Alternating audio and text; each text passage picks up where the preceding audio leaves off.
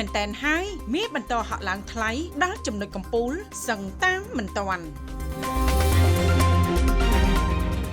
Bank News តែងតែតាមដានជាប់ជានិច្ចនៅហាងឆេងមាសប្រចាំថ្ងៃដោយមើលឃើញថានៅថ្ងៃប្រហ័សទី20ខែមីនានេះមាសកើនតម្លៃឡើងដល់ទៅ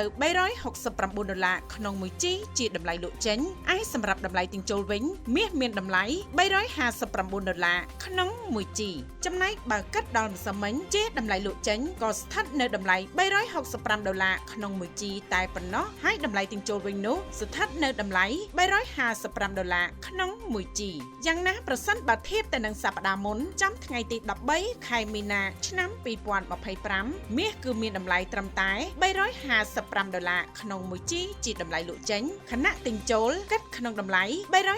$345ក្នុង1ជីដោយមានន័យថាត្រឹមរយៈពេល1សប្តាហ៍មាសបានកើនតម្លៃហាងឆេងដល់ទៅ